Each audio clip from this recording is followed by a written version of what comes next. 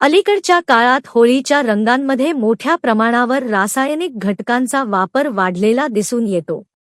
बाजारात सहज उपलब्ध असलेले अनेक कृत्रिम रंग आकर्षक दिसत असले तरी ते त्वचा, डोळे आणि श्वसनसंस्थेसाठी घातक ठरू शकतात. त्यामुळे नैसर्गिक पदार्थांपासून रंग निर्मितीतून ग्रामीण महिलांना उत्तम व्यवसाय संधी साधता येईल. होळी हा भारतातील एक आनंददायी, रंगीबेरंगी आणि सामाजिक ऐक्य वृद्धिंगत करणारा सण आहे. वसंत ऋतूच्या आगमनाचे प्रतीक असलेला हा सण आनंद, उत्साह, प्रेम आणि बंधुभाव यांची अनुभूती देतो. लहानांपासून मोठ्यांपर्यंत सर्वजण रंगांची उधळण करून जुने मतभेद विसरून आणि नातेसंबंध अधिक दृढ करून हा सण साजरा करतात. होळीमुळे समाजात एकात्मता निर्माण होते, विविधता असूनही एकोप्याची भावना दृढ होते आणि परस्पर सहकार्याची परंपरा पुढे नेली जाते. मात्र अलीकडच्या काळात होळीच्या रंगांमध्ये मोठ्या प्रमाणावर रासायनिक घटकांचा वापर वाढला आहे.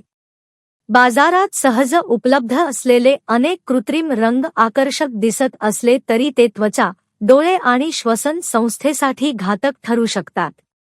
हे रंग पाण्यात मिसळून जलस्रोतांचे दूषितीकरण होते, मातीची गुणवत्ता ढासळते.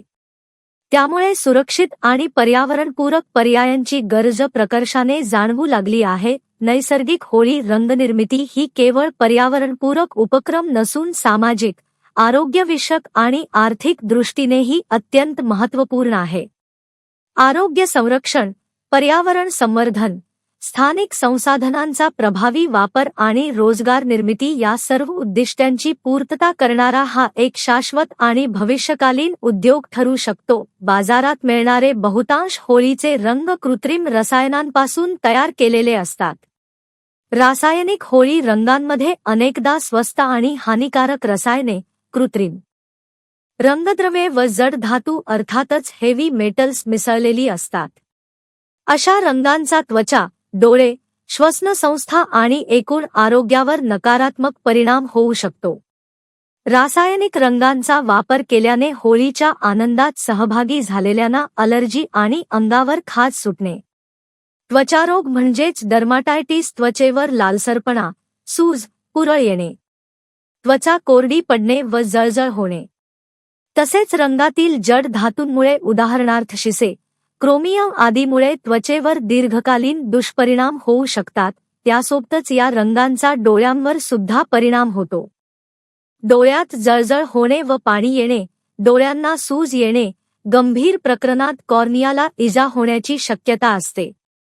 तसेच रासायनिक रंगांचा वापर केल्याने श्वसन संस्थेवर पण परिणाम होतात. रंगातील सूक्ष्म कण श्वासावाटे शरीरात गेल्यास खोकला, श्वास घेण्यास त्रास होतो असलेला दमा अर्थातच अस्थमा वाढू शकतो. घशात खवखव होते. केस व टाळूवर परिणाम होतो, जसे की केस कोरडे होणे, टाळूला खाज, कोंडा वाढणे, केस गळती होणे आदी विकारांचा मानव प्रजातीला सामना करावा लागतो. यासोबतच दीर्घकालीन परिणाम सुद्धा होतात. उदाहरणार्थ जड धातू शरीरात साचल्यास मज्जासंस्था व मूत्रपिंडांवर परिणाम होऊ शकतो. वारंवार संपर्क आल्यास त्वचेचे दीर्घकालीन आजार होण्याची शक्यता बळावते. नैसर्गिक होळीचे रंग म्हणजे फुले, पाने, साले, मुळे, फळे आणि इतर वनस्पतीजन्य घटकांपासून तयार केलेले रंग. हे रंग जैवविघटनशील, विषमुक्त आणि त्वचेसाठी सुरक्षित असतात. नैसर्गिक होळी रंगांचे अनेक फायदे आहेत. नैसर्गिक रंग हे फुले, हळद, बेसन, पालक, बीट इत्यादीपासून तयार केले जातात. यात घातक रसायने नसल्यामुळे त्वचेची अलर्जी, जळजळ किंवा डोळ्यांना इजा होण्याची शक्यता कमी असते. यासोबतच हे रंग लहान मुलांसाठी वापरण्यास सुरक्षित असल्याची बाब वैद्यकीय क्षेत्रातील तज्ज्ञांनी स्पष्ट केली आहे. मुलांची त्वचा नाजूक असते. नैसर्गिक रंग सौम्य असल्यामुळे त्यांच्यासाठी अधिक सुरक्षित पर्याय ठरतात.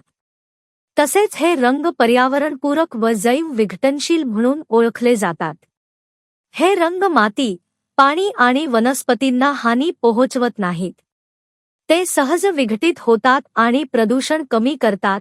या संदर्भात अधिक माहिती देण्यासह होलिकोत्सव व रंगपंचमी अर्थातच धुलिवंदनाचा सण साजरा करताना आपली व आपल्या परिवाराच्या आरोग्याची पण काळजी घ्या असे आवाहन करताना अमरावती येथील त्वचारोग तज्ज्ञ डॉ. श्रेया श्रीगोपाल राठी तसेच नेत्ररोग तज्ज्ञ डॉक्टर राजेश श्रीधरराव जवादे यांनी दिली प्रतिक्रिया.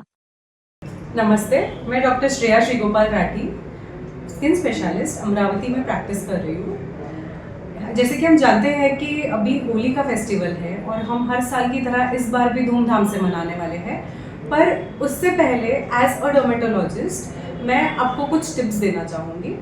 ओके, सो फर्स्ट टिप सबसे इम्पॉर्टेंट इज़ दैट आपने ऑर्गेनिक कलर्स यूज़ करने हैं और केमिकल कलर्स कम्प्लीटली अवॉइड करना है. And coming to the next thing that is skin और हेयर.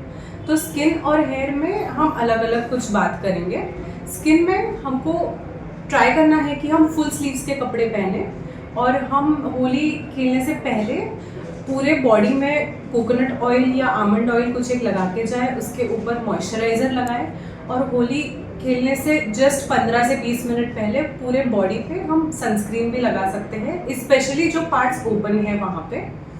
सेकेंडली, आईज में कलर्स नहीं जाना चाहिए, इसीलिए हमको गॉगल्स पहनना है या सनग्लासेस पहनना है. Okay, coming to hair. Hair को हम लूज नहीं छोड़ना है.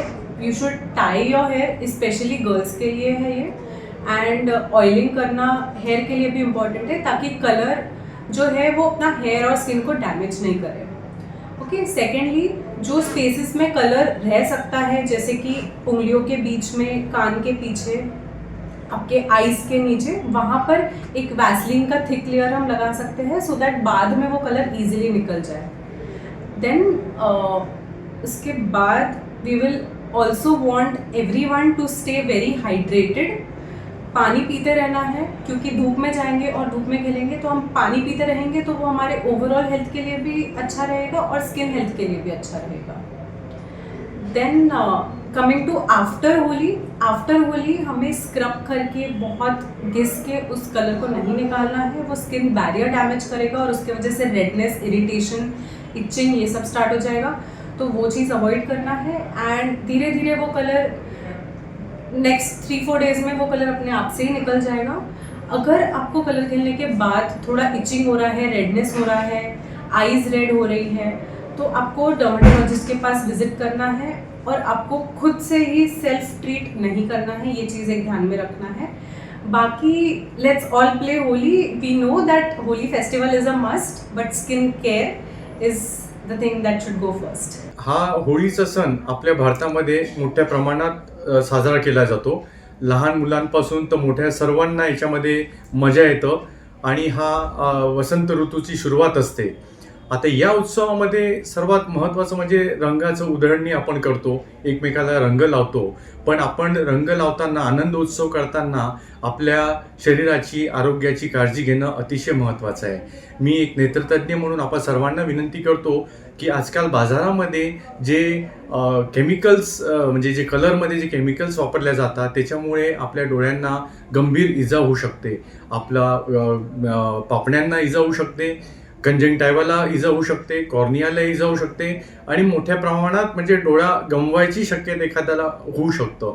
तर आपण सर्वांनी काळजी घेतली पाहिजे आणि सर्वांनी आपण नैसर्गिक कलर वापरले पाहिजे, जे नॅचरल आहेत तेच वापरले पाहिजे आणि डोळ्याला सहसा कलर लावू नये. चेहऱ्याला थोडाफार जो आपण लावतो, बाकी आपण मस्ती करावी म्हणजे आपण खेळावं पण काळजीपूर्वक घ्यावं. आणि डोळ्याला जर आपण गॉगल लावून ठेवला तर उलटं जास्ती चांगला चष्मा किंवा गॉगलचा वापर केला तर थोडं प्रोटेक्शन होणार त्याच्यामुळे आपण सर्वांनी आता आपल्या आरोग्याची आपण सण पण साजरा करायचा आहे आणि आपल्या आरोग्याची पण काळजी घ्यायची आहे, दुसऱ्याचे पण आरोग्याची काळजी घ्यायची आहे.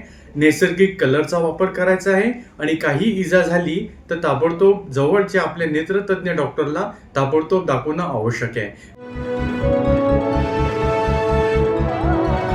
हिंदी मराठी